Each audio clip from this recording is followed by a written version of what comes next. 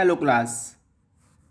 In this video lecture, we will discuss about the Rutherford's and Bohr's model of atom. In the last video, as you know, that we have discussed about the Rutherford's alpha scattering experiment, in which he discovered about center of atom, which is known as nucleus. Nucleus is the very small positively charged part of center of atom. Okay, atom के centre पे एक positively charge very very small dense part होता है जो कि nucleus कहलाता है. इस पॉजिटिवली चार्ज सेंटर पर mostly entire mass of atom depend होता है. The nucleus contains all the protons and neutrons in it. चूँकि न्यूट्रॉन्स और प्रोटॉन्स दो टाइप के पार्टिकल न्यूक्लियस के अंदर ही पाए जाते हैं, इस वजह से न्यूक्लियस में एटम का एंटायर मास प्रेजेंट होता है. ये पॉजिटिवली चार्ज सेंटर न्यूक्लियस कहलाता है because there is the presence of neutrons. Okay, atoms, the electrons which are outside to the nucleus have the negligible mass. means इस nucleus के चारों ओर जो नेगेटिवली चार्ज पार्टिकल इलेक्ट्रॉन की form में इसके चारों ओर चक्कर लगाते हैं, they have almost negligible mass. उनका मास इतना कम होता है कि उसको नेग्लिजिबल माना गया. Okay, the positively charge nucleus is surrounded by the negatively charged particle called electrons. Okay, now we will discuss about the Rutherford's model of atom, some main postulates. Okay, so the first postulate of Rutherford's model is that an atom consists of positively charged dense and very small center called nucleus which have protons and neutrons in it. Almost entire mass of atom is concentrated in the nucleus. तो जैसा कि मैंने आपको बताया कि atom, इसका first postulate क्या है. इसका फर्स्ट पॉस्टुलेट हमें एटम के बारे में पूरी जानकारी दे रहा है कि एटम क्या होता है, कैसा होता है. एटम एक स्फेरिकल स्ट्रक्चर है जिसके ऊपर टोटल चार्ज ज़ीरो होता है और जिसके सेंटर पर एक positively charge dense and very small centre होता है which is known as nucleus. इस न्यूक्लियस के चारों ओर इलेक्ट्रॉन्स चक्कर लगाते हैं और इस न्यूक्लियस में प्रोटॉन्स एंड न्यूट्रॉन्स पाए जाते हैं. Okay, protons have positive charge and neutrons have zero charge. Okay, the nucleus is surrounded by the negatively charge electrons. Nucleus electrically negative charge particles से सराउंडेड होता है and these electrons revolving around the nucleus.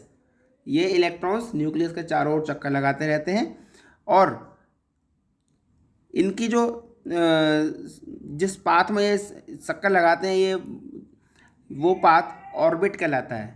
Okay, the circular path of the electrons are called orbits. ठीक है, जैसे कि अगर हम बात करें इस सोलर सिस्टम में सन के चारों ओर जो प्लैनेट्स रिवॉल्विंग सिचुएशन में रहते हैं तो उनका जो पाथ होता है it is also known as orbit. Like it the path of electrons on which it revolves around the nucleus also known as orbit. Okay, the electrostatic force of attraction between the positively charged nucleus and negatively charged electrons holds the atom together. अब atom के अंदर in positive और negative charge जो particles हैं इनको बांधे क्या चीज़ रखती है, ये होता है electrostatic force of attraction according to Rutherford which hold together both type of particles. Okay, means positively charge nucleus and electrons which together construct the atom. Okay, an atom is electrically neutral, ये मैं आपको पहले ही बताया, और ये concept J Thomson के model से हमें मिला था कि एटम जो होता है वो इलेक्ट्रिकली न्यूट्रल होता है। इसका मतलब ये हुआ कि एटम के अंदर पॉजिटिव और नेगेटिव चार्ज की क्वांटिटी इक्वल होती है। This is because the number of protons and electrons in an atom is equal.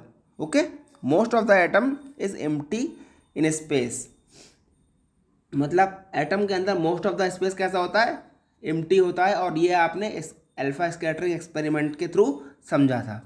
ठीक है, तो so these are the main points of Rutherford's model. Now we will study about the limitations of this model. Limitations क्या हैं? Limitations को अगर हम ध्यान दें तो रदरफोर्ड्स मॉडल के जो लिमिटेशंस हैं उसमें जो मेन लिमिटेशन वो ये है कि रदरफोर्ड का मॉडल एटम की स्टेबिलिटी को डिफाइन करने में सक्सेसफुल नहीं रहा। ऐसा कैसे?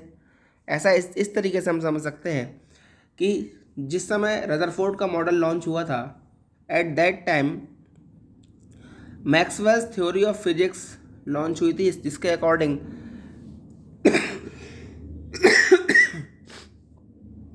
इसने बताया कि if a charged particle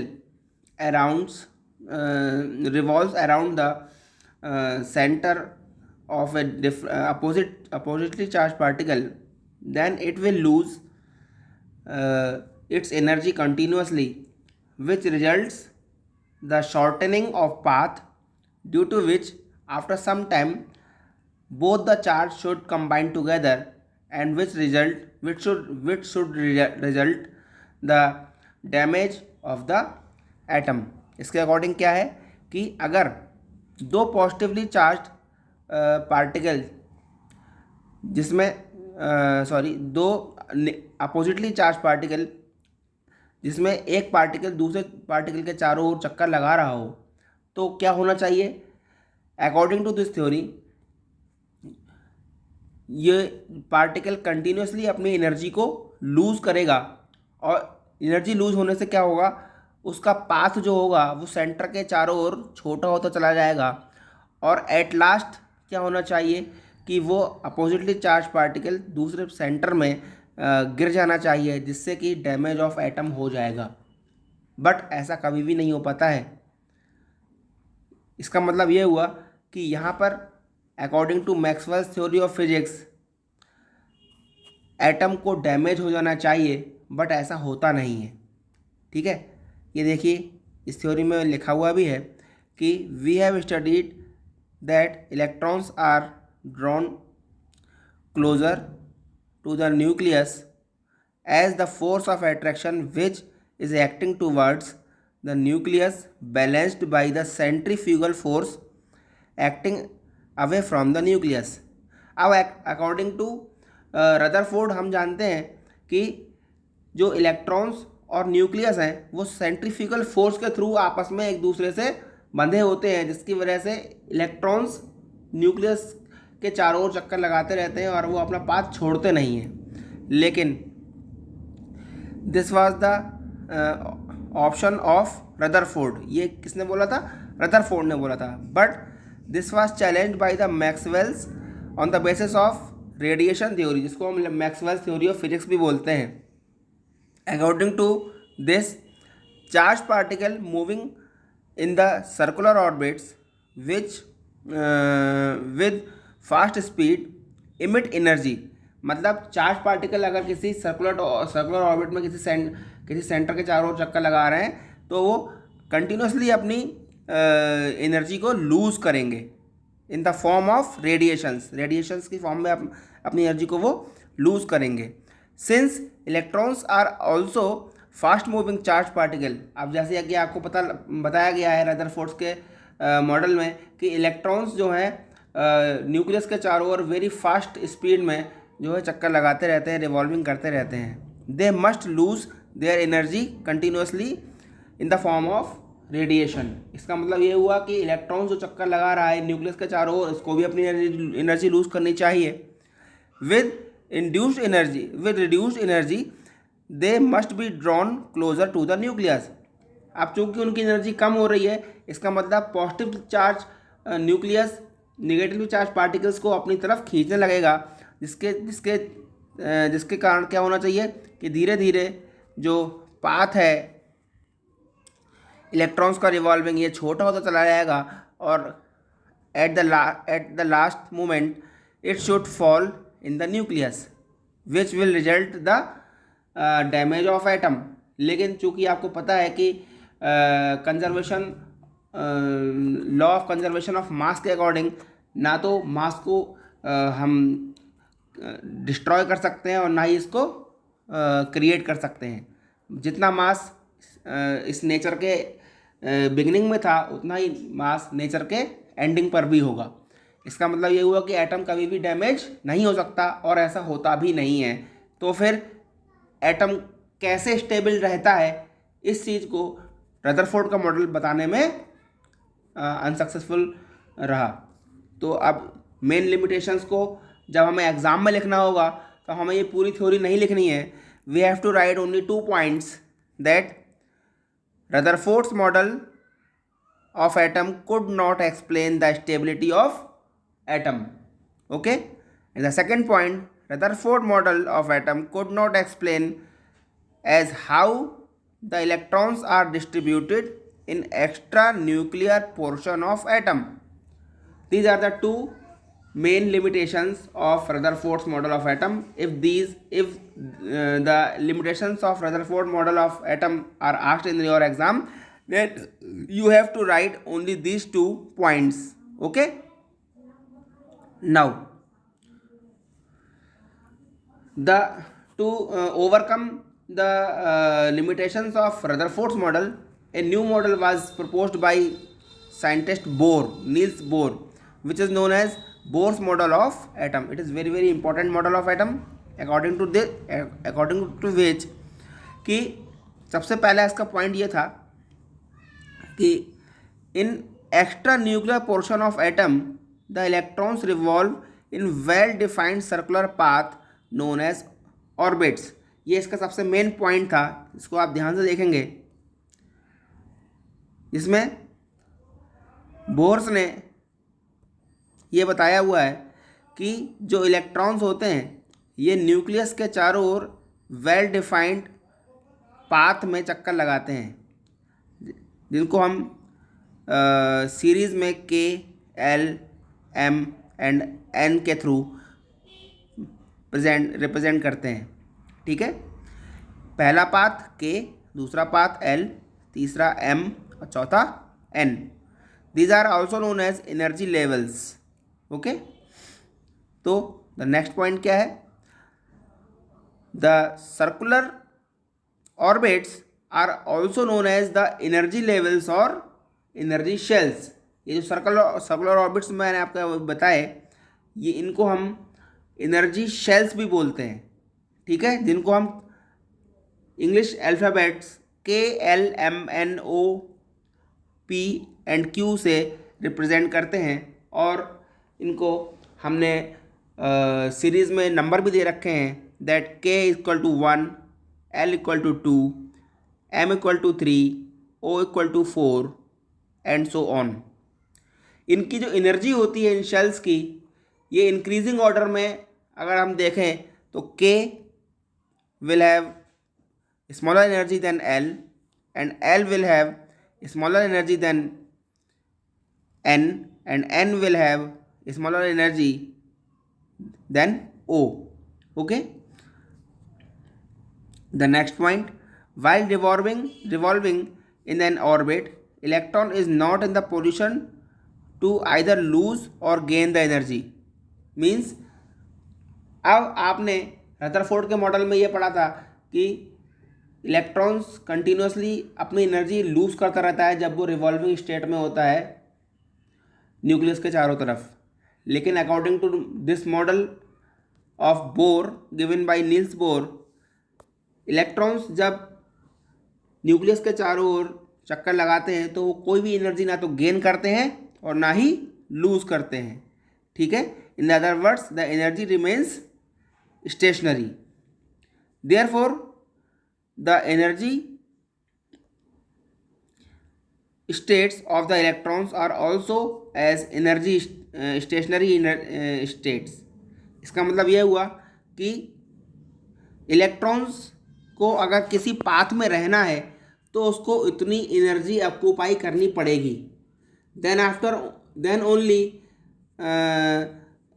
only it will remain in that particular path.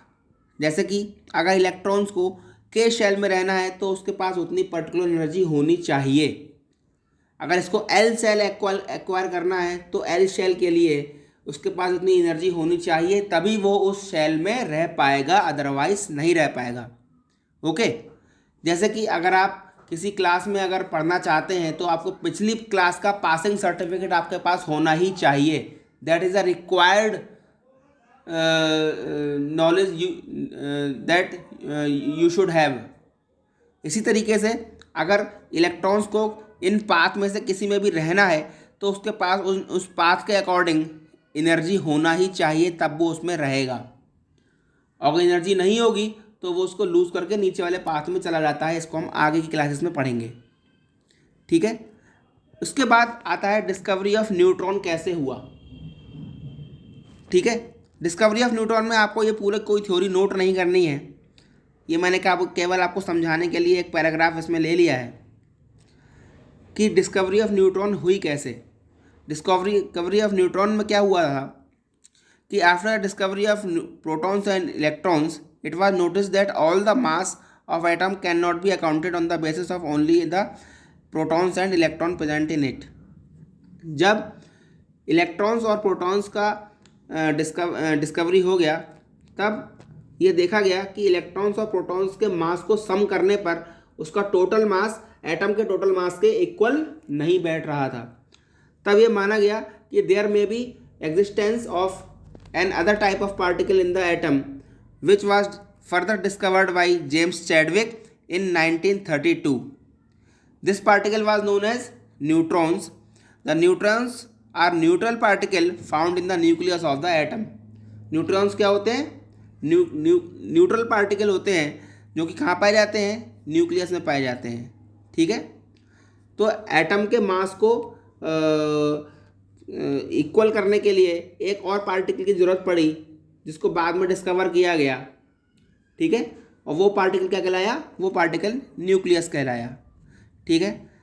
यहाँ हमने इस टेबल में तीनों पार्टिकल्स के सिंबल, एक्चुअल मास और एक्चुअल चार्ज यहाँ बता रखे हैं। देखिएगा, protons have the symbol P और P प्लस, ठीक है। मास, इसका एक्चुअल मास होता है 1.67 इंटू 10⁻⁻27 किलोग्राम। इसको हम 1 यूनिट भी बोल सकते हैं क्योंकि ये बहुत ही छोटा मास है, इसलिए इसको हम 1 यूनिट मास भी बोलते हैं। Charge plus 1.6 into 10⁻⁻19 coulomb, also known as +1 unit. क्योंकि ये बहुत ही छोटा पॉजिटिव चार्ज है इसलिए इसको +1 यूनिट चार्ज भी बोलते हैं। Electrons are denoted by the symbol E और E minus which have the mass 9.1 into 10⁻31 kilogram और निग्लिजिबल मास। आप यहाँ देख रहे हैं, यहाँ पे 10,000 टाइम्स का डिफरेंस है, इसलिए इलेक्ट्रॉन्स के मास को प्रोटॉन्स के सामने निग्लिजिबल माना जाता है, ठीक है। एक प्रोटॉन इलेक्ट्रॉन से 10,000 टाइम्स ज़्यादा 1,000 टाइम्स ज़्यादा भारी होता है, 10,000 टाइम ज़्यादा भारी होता है, because there are the difference of 10⁴, okay. And 10⁴ means 10,000। Now it has the charge 1.6 into 10⁻⁻19 which have the sign convention negative, ठीक है। यानी इलेक्ट्रॉन्स के ऊपर प्रोटॉन्स के बराबर चार्ज होता है, लेकिन उसका जो साइन कन्वेंशन होता है वो इलेक्ट्रॉन्स और प्रोटॉन का अपोजिट होता है। If proton have positive charge then electron always have the negative charge. That's why it is also denoted by -1 unit charge, ठीक है। क्योंकि इससे छोटा कोई नेगेटिव चार्ज इस क्वांटिटी में होता नहीं है, इसलिए इसको हम -1 यूनिट चार्ज भी कह सकते हैं। नाउ अब हम बात करेंगे न्यूट्रॉन की। न्यूट्रॉन का सिंबल स्मॉल एन से लिखा जाता है, मास 1.675 इंटू 10⁻⁻27, यानी लगभग प्रोटॉन के मास के इक्वल, ठीक है, जिसको हम 1 यूनिट मास भी बोलते हैं। और it has no charge, means it is neutral particle, ठीक है। तो ये आपको टेबल अच्छे से याद कर लेनी है, इनके सिंबल, इनके mass, unit mass and also the charge. Charge एक ही होता है, बस प्रोटॉन पर उसकी वैल्यू पॉजिटिव होती है और इलेक्ट्रॉन पर उसकी वैल्यू निगेटिव होती है, ठीक है। Now the next topic, it is called atomic number. अब एटॉमिक नंबर क्या है? एटॉमिक नंबर को अगर हम देखें तो atomic number is the number of proton found in the particular atom of the particular element, ठीक। The number of protons in one atom of an element is known as the atomic number of that element. अब question ये आता है कि atomic number को define करने के लिए हमने नंबर ऑफ प्रोटॉन ही क्यों लिए, जबकि हमें मालूम है कि किसी भी एटम में नंबर ऑफ प्रोटॉन और नंबर ऑफ इलेक्ट्रॉन बराबर होते हैं, तो हमने नंबर ऑफ प्रोटॉन ही क्यों लिए? इसके पीछे एक बहुत बड़ा कारण है क्लास, क्योंकि नंबर ऑफ प्रोटॉन कभी भी चेंज नहीं होते, लेकिन नंबर ऑफ इलेक्ट्रॉन चेंज हो सकते हैं। कोई भी एटम इलेक्ट्रॉन्स को लूज या गेन कर सकता है, लेकिन प्रोटॉन कभी भी लूज या गेन नहीं होते, ये हमेशा स्टेबल रहते हैं। That's why the atomic number of an element is always stable. So atomic number is denoted by the number of protons, ठीक है। अगर कोई एटम न्यूट्रल हो, neutral means it has no any type of charge, nor positive not negative, that in that condition the atomic number of that element also be written as the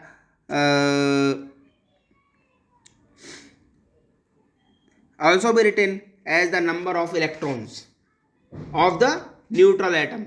ये ध्यान रखेंगे कि atomic number कैसे लिखा जाएगा, number of proton और number of electron of the neutral atom, ठीक है। कैसे डिफाइन करेंगे इसको हम कि द सम ऑफ द, अब यहाँ पे आ गया है मास नंबर। मास नंबर क्या होता है? ये थोड़ा गलत लग गई स्लाइड। मास नंबर क्या होता है? Mass number is the number of particles, sum of the particles present in the nucleus, which is defined as the sum of the number of protons and neutrons present in the nucleus in the atom is known as mass number. Mass number equal to number of protons plus number of neutrons, okay. And here the definition of, now the relationship between the mass number and the atomic number. What is the relationship between the mass number and the atomic number? तो यहाँ हम देखेंगे कि mass number is equal to number of protons plus number of neutrons, ठीक है। Mass number जो कि आपको पता है कि एटम का टोटल मास कहाँ प्रेजेंट होता है? न्यूक्लियस के अंदर प्रेजेंट होता है, और न्यूक्लियस के अंदर दो टाइप के पार्टिकल होते हैं, एक न्यूट्रॉन्स और दूसरा प्रोटॉन। इलेक्ट्रॉन्स के मास को हमने निग्लिजिबल माना हुआ है, इस वजह से मास नंबर को हम लिख सकते हैं कि number of protons plus number of neutrons, okay. अब नंबर ऑफ प्रोटॉन हमेशा इक्वल होता है नंबर एटॉमिक मास के, सॉरी एटॉमिक नंबर के, तो mass number is also written as atomic number plus number of neutrons, okay. अब अगर हमें किसी भी एटम का सिंबल अगर लिखना हो, किसी भी एटम का अगर हमें सिंबल लिखना हो तो हम कैसे लिखेंगे?